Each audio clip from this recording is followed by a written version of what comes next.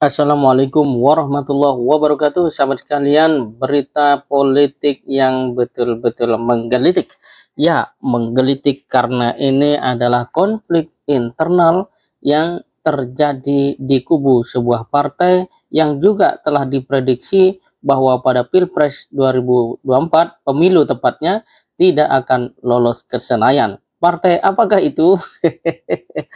Sahabat kalian, inilah dia partai P3 ya, yang mana partai P3 dalam hal ini ada kadernya yang berposisi bukan kaleng-kaleng alias posisi tinggi, kemudian membelot dari keputusan Rapimnas P3 yaitu mendukung Ganjar Mahfud.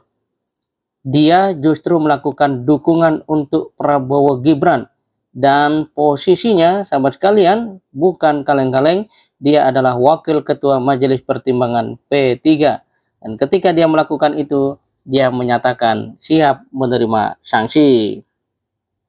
Sahabat kalian, seperti dilansir oleh suara.com bahwa wakil ketua Majelis Pertimbangan Partai Persatuan Pembangunan P3 Wicaksono mengaku siap menerima sanksi dari DPP P3 atas langkahnya mendeklarasikan dukungan untuk Capres-Cawapres Prabowo Subianto Gibran Rakabuming Raka di Pilpres 2024. Dia mengatakan, saya siap menerima segala sanksi apabila memang dari partai memberikan sanksi kepada kami, kata Wicaksono di Hotel Ambara, Jakarta Selatan, Kamis 28 Desember 2023.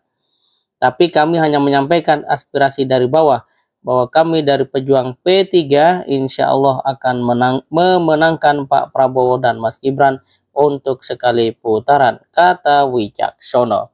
Sahabat sekalian, tanpa kita harus baca sampai tuntas berita ini, kita bisa mengambil satu, katakanlah asumsi bahwa P3 betul-betul berada dalam situasi yang sulit dan posisi pejuang P3 yang dinahkodai wakil ketua Majelis Pertimbangan jelas ini bukan sebuah hal yang biasa, mengingat yang mengkoordinir adalah wakil ketua Majelis Pertimbangan, satu struktur yang sebenarnya memberikan pertimbangan-pertimbangan kepada P3, namun ini secara terbuka justru sengaja mengambil arah berbeda dengan kebijakan P3 yang justru harusnya mendukung Ganjar Mahfud MD.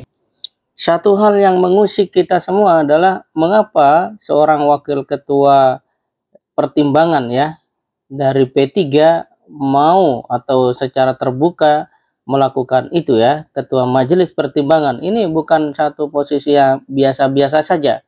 Apakah karena di sini Wicaksono melihat bahwa Prabowo Gibran memang akan menang dan yakin bahwa Ganjar Mahfud akan rontok atau tertinggal atau tidak lolos putaran kedua nanti sebagaimana rilis beberapa lembaga survei, sehingga kemudian ya dia mengatakan ini arus bawah dan karena itu dia berani bertentangan dengan arahan ataupun keputusan dari partainya sendiri. Dan karena itu dilakukan dengan terbuka, dalam hal ini Majelis Pertimbangan DPP Partai Persatuan Pembangunan merekomendasikan kepada PLT Ketua Umum Mardiono segera memberi sanksi bagi kader-kader yang mendeklarasikan dukungan terhadap Prabowo Subianto Gibran Rakabuming dalam Pilpres 2024. Ini disampaikan oleh Ketua Majelis Pertimbangan DPP P3 ya. Tadi yang membelot adalah Wakil Ketua Majelis Pertimbangan. Ini orang dekat-dekat saja ini. Mengapa itu kemudian bisa terjadi?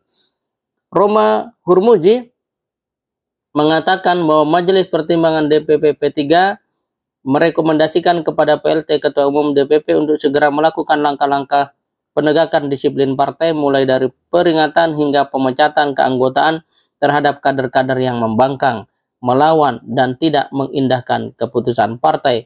Tegas Ketua Majelis Pertimbangan DPP P3 Roma Hurmuzi dalam keterangan tertulisnya Jumat 29 Desember 2023. Sahabat sekalian, dan pada akhirnya Wakil Ketua Majelis Pertimbangan P3 memang betul-betul dicopot ya.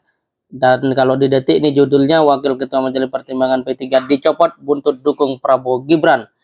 Kemarin ada salah satu oknum yang kebetulan dia sebagai Wakil Ketua Majelis Pertimbangan itu sudah diambil langkah disiplin organisasi, yakni dengan melakukan pemberhentian dari struktur Majelis Pertimbangan dan sekaligus dicabut keanggotaannya, kata Ketua DPP P3 Ahmad Baidowi di Jakarta Teater, Jakarta Pusat, Sabtu 30 Desember 2023. Wah, wah, wah.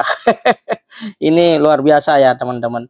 Tapi yang namanya manuver politik dari kader partai P3, jelas ini sesuatu yang memang menunjukkan bahwa ada arah yang betul-betul kuat dan deras dan berbeda secara signifikan antara kehendak dari sebagian elit partai dan elit partai lain, berbeda pandangan dengan elit yang memiliki kuasa atau memiliki kekuatan penuh ya untuk mengatur dan mengendalikan partai politik. Ini menunjukkan benarkah bahwa P3 berada dalam kondisi yang sangat rapuh, mengingat konflik internal semacam ini yang telah terbuka di tempat publik. Mungkin sangat sulit untuk bisa dikatakan bahwa P3 sedang baik-baik saja. Lebih dari itu, boleh jadi memang prediksi atau hasil survei beberapa lembaga yang menyatakan bahwa Ganjar Mahfud MD tidak lolos putaran kedua adalah satu hal yang dibaca begitu dekat akan terjadi. Karena tidak mungkin juga kalau secara kalkulasi politik ya, Wicaksono berani melakukan satu manuver politik yang mengubah atau berani berlawanan dengan keputusan partai yang seharusnya dia jalankan. Dan kalau kita lihat berita yang lain, memang partai P3 ini diprediksi sejumlah lembaga survei gagal lolos di pemilu 2024. Partai tua berlambang Ka'bah yang kini di bawah komando Mardiono itu disebut memperoleh elektabilitas kecil di bawah ambang batas parlemen atau parliamentary threshold. Hasil survei terbaru bulan Desember 2023 yang dilakukan Center for Strategic and International Studies CSIS menempatkan P3 di posisi ke-9 dan diprediksi tidak lolos parlemen dengan elektabilitas sebesar 3,5%. Akankah P3 mampu mengatasi konflik internal yang terbuka itu? Dan bisakah P3 membalikkan keadaan seperti prediksi lembaga survei yang menyebut bahwa partai yang lama bercokol di Indonesia berlambang Ka'bah itu betul-betul lolos? Inilah yang menjadi tantangan P3 ke depan, dan sebagai sebuah konsekuensi dari pilihan yang mana konsolidasi internal belum begitu solid, semakin membuat langkah P3 akan berat, ya, akan berat untuk mencapai kemenangan. Namun kita tunggu saja hari-hari yang akan datang. Demikian, semoga bermanfaat. Assalamualaikum warahmatullahi wabarakatuh.